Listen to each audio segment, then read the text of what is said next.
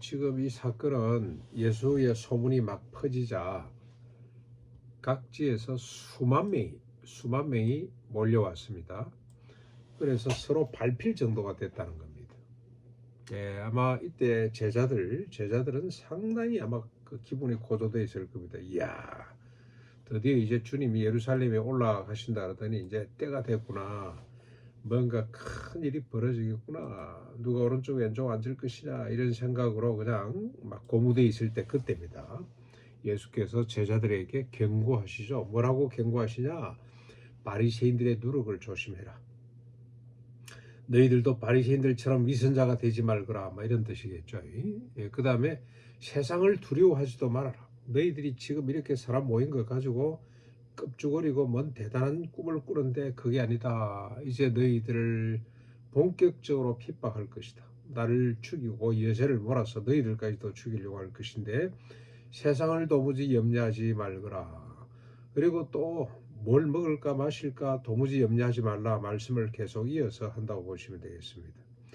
그리고 영원의 심판자이신 하나님을 두려워하거라. 세상에 그 누구도 두려워하지 말지만은 하나님을 두려워하거라.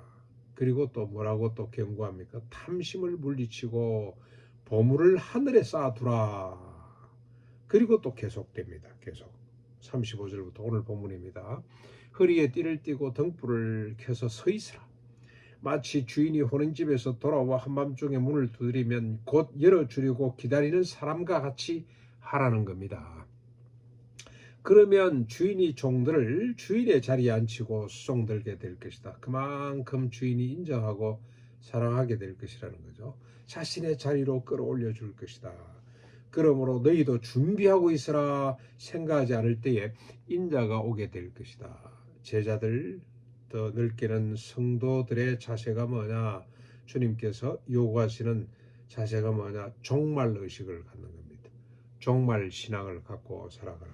주님이 언제 오실지 모른다. 그러니 늘 깨어서 주님 오실 때 졸며 딴짓하지 않도록 즉각 일어나서 문을 열어줄 수 있도록 그렇게 종말 의식을 갖고 살아라는 겁니다. 상당히 중요한 이야기죠. 여러분, 저 유영모 씨 한국을 대표하는 영성가 중에 한 사람이었습니다. 그 사람은 50에 허리를 다치고 크게 다쳐서 6개월 정도 자리 보존을 하면서 그분이 하나 습관이 생겼다 그래요. 오동나무 늘판지 위에서 잠을 잤답니다. 그 이후로 그 왜 오동나무냐? 옛날 오동나무는 관을 만드는 나무잖아요. 관 속에 들어간 기분으로. 그러니까 내가 죽음을 준비하면서 사는 거죠. 개인적 종말 그리고 우주적 종말. 개인적 종말, 우주적 종말을 늘 사모하면서 주님이 나를 언제든지 부르실 때 주님이 오시는 것으로 우리가 환치하면 될 것 같은데 오실 때 주님 부끄럽지 않은 모습으로 살기 위해서 그래서 그는 몸나에서 을나로 솟구쳐오르는 늘 을나로 이렇게 솟구쳐오르는 일에 힘썼다고 그럽니다. 오늘 우리 예수 믿는 사람들 특별히 부름을 받은 종들의 삶의 자세는 종말 의식을 갖고 사는 겁니다. 어떻게 살아야 될지는 이따가 우리가 한번 보겠습니다. 41절에 자 이렇게 이야기를 쭉 하니까 베드로는 이제 제자들을 대표하는 거죠. 성질도 급하고 늘 앞장서고 나서기를 좋아하고 했던 그 사람인 것 같아요. 우리 중에 이런 사람들 있잖아요. 그죠? 이런 사람이 있습니다. 그 아마 MBTI 하면 좀 특별한 제일 오른쪽이든 왼쪽이든 속한 사람일 겁니다. 베드로가 묻습니다. 예수께. 주께서 이 비유로 우리에게 말씀하심이 우리를 위해서 합니까? 아니면 모든 사람을 위해서 합니까? 라고 물어봅니다. 무슨 말입니까 이게? 왜 이게 들어가 있을까요? 누가는 이걸 놓치지 않고 기록을 했는데 그렇다 이 말이죠. 보물을 하늘에 쌓아두거라. 곡간 비유 들어가면서 오늘 생명을 취하면 네가 모은 재산이 누구 것이 되겠느냐? 네 보물을 땅에 쌓지 말고 하늘에 쌓거라. 하늘에 쌓는다는 것은 나눠 주거라 이 말인데요. 이런 말을 들으면 사람들이 상당히 부담스러워하고 기분 나빠하고 온갖 질문들이 생겨납니다. 공산주의가 사회주의가 그러면 사람이 무슨 재미로 살아? 시골로 가서 농사나 지어야지. 제가 두려에 있을 때 이런 분들이 많았어요. 이런 질문을 하는 사람들이. 그래서 교회를 떠난 사람들도 있습니다. 아주 이건 뭐, 뭐 가난이면 무슨 복이라고, 에, 말도 안 되는 소리를 하지. 이런 이야기들 남기고 떠난 사람들이 허다히 많은데, 베드로가 지금 그런 심정이에요. 아이고 주님 맞습니다. 예, 제 일 잘하겠습니다. 이런 분위기가 안 되는 겁니다. 이게 지금 우리한테 하는 건지 일반적으로 하는 건지 하고 핑계를 대는 거죠. 그랬더니 주님이 계속 말씀을 이어갑니다. 그 질문에 대한 즉답이 아니라 주님이 하시는 말씀을 계속 이어갑니다. 그러니까 베드로가 주님이 하시는 이야기를 도중에 끌었다고 보시면 돼요. 그런데 주님이 계속 이어서 말씀을 합니다. 뭐라고 말씀하시냐? 지혜 있고 진실한 청지기가 되어서 주인이 맡긴 종들에게 때를 따라 양식을 나눠줄 자가 누구냐? 주인이 와서 그 종이 그렇게 하는 것을 보면 그 종은 복이 있을 것인데 주인이 그의 모든 소유를 그에게 맡기게 될 것이다. 그러나 그 종이 생각하기를 주인이 더디오리라 하여 남녀 종들을 때리고 먹고 마시고 취하게 되면 생각하지 않는 날에 알지 못하는 시각에 주인이 오게 될 것이다. 그래서 준비하지 않은 그 종을 엄히 때리고 벌할 것이다. 모르고 준비하지 않은 종은 적게 맞을 것이지만 알면서도 준비하지 않은 종은, 그러니까 베드로 너 정신 똑바로 차리라 그 말 되겠죠. 알면서도 준비하지 않은 종은 더 많이 맞게 될 것이다. 무릇 많이 받은 자에게는 많이 요구할 것이다. 들으려면 들으라. 귀 있는 자는 들으라. 그런 뜻입니다. 네. 일반 무리들은 적게 받은 자라면 이 지금 12명 제자들은 많이 받은 자가 안 되겠습니까? 아무튼 제자 성도의 자세는 종말의 자세 신앙을 갖고 살아야 되며, 그래서 산속에나 바늘 끝에 앉아서 자기 자신 하나 보존 잘하기 위해 사는 것이 아니라 청지기로서 밤낮으로 주인의 종들입니다. 주인이 맡긴 종들, 주인의 종이라 그랬어요. 자기 종이 아니에요. 주인의 종들을 진실과 지혜로 보살피는 것이 이게 종말의 자세라는 겁니다.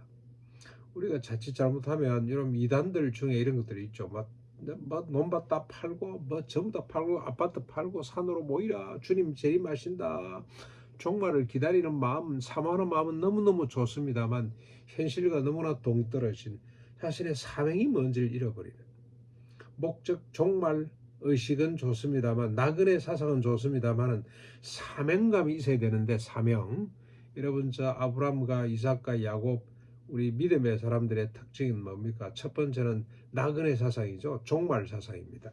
나온 바 본향이 아니고 돌아갈 바 본향을 사모하면서 달려가는데 그냥 본향만을 생각해서 아무것도 안 하고 앉아있는 것이 아니고요. 사명자로서 책임을 다하는, 우물을 파는, 사막의 우물을 파는, 우물을 7개나 파서 우물 하나가 생명의 터전이죠. 모든 인간을 행복하게 살아갈 수 있도록 만드는 일이 종말의 자세입니다. 여기서 저 하나 또 참 하나님이 사모함 있는 은혜를 주시는데, 왜 약자들을 돌아봐야 되냐? 왜 강한 자, 왜 가진 자를 주님께서 그토록 싫어하셨냐? 모든 인간이 자신의 사람이기 때문에, 자신의 종이기 때문에 그 인간을 돌아보는 것이 그게 선한 청지기의 할 일이라 이 말이죠. 종말을 살아가는 하나님의 백성들이 해야 될 일이 뭐냐? 하나님의 종들을 신실하게 보살피고 살피는 것, 때를 따라 양식을 나눠주고 그들을 보살펴주는 것, 그게 주님께서 요구하시는, 주님이 기뻐하시는 성도의 모습이라는 겁니다. 그런데 어머니가 자식들을 위해서 떡을 준비해서 강주리에 잘 뒀어요. 요즘 같으면 냉장고 보관을 하겠습니다만, 근데 자식을 위해서 떡을 준비했습니다. 자식이 6명입니다. 근데 큰 놈이 말이죠, 자기가 지혜롭고 자기가 힘이 있다고 해서 그 떡을 다 먹어버리면 어떻게 됩니까? 내 거야 하고 자기 책상 서랍에다 집어넣어 놓고 자기 혼자만 먹고 있으면 매맞을 짓이죠. 6명 자식들에게 골고루 나눠줘야 돼요. 근데 막내가 좀 약해요. 그러면 특별히 그 아이를 위해서 별도로 보관을 하는 겁니다. 그렇죠? 그런데 이제 맏형이 엄마가 멀리 출타를 내서 잘 이야기해서 때를 따라서 동생들한테 먹을 걸 나눠주거라, 떡을 나눠주거라 그러고 하세요. 근데 엄마가 돌아와서 보니 정말로 열심히 그렇게 나누고 있어요. 공평하게 딱 자기 필요한 만큼 나눠주고 관리를 잘하고 있어요. 엄마가 너무 기뻐하시면서 그래 다음에 더 큰일도 맡겨주지 않겠습니까? 그겁니다. 그거. 그러니까 우리가 중기시를 살펴야 된다. 하나님의 사람이라. 이 동네에 특별히 우리에게 맡겨놓은 사람이라. 우리가 밤낮으로 그를 잘 살피는 것이 이게 청지기의 역할입니다. 그래서 어제 강 집사님 전화를 받고 이건 시작이구나. 우리가 그동안에 꿈꾸고 바랬던 일이 이제는 시작이 되겠구나. 공식적인 채널이 하나 열렸구나. 그런 생각이 들어서 참 기뻤습니다. 그동안에 우리가 한번 어떻게 만나지 이러고 있었는데 드디어 이제 시간이 열리는구나. 그 주변에 그런 사람이 많다는 거. 우리 강 집사가 우리 말을 잘 알잖아요. 강 집사를 앞장세워 가지고 우리가 그 사람들을 살피는 일, 이 청지기를 감당하라고 오늘 본문을 주셨다 그런 생각이 듭니다. 아무튼 청지기로서 하나님의 사람들을 잘 살피는 하나님의 사람들을 살피는 그런 하루가 되고 또 우리 남은 시간들 되기를 바랍니다. 특별히 그 중에 우리 안중기 씨 잘 살펴드리는 그래서 그가 건강하게 오래오래 살 수 있도록 먼 산을 바라보고 먼 산이 아니겠죠. 높은 하늘을 바라보고 뒷짐을 지고 끄떡끄떡 비가 오나 눈이 오나 한결같이 그 길을 가는 우리 충기 씨를 잘 살펴드리고 또 그를 통해서 우리가 많은 도전을 받을 수 있기를 바랍니다.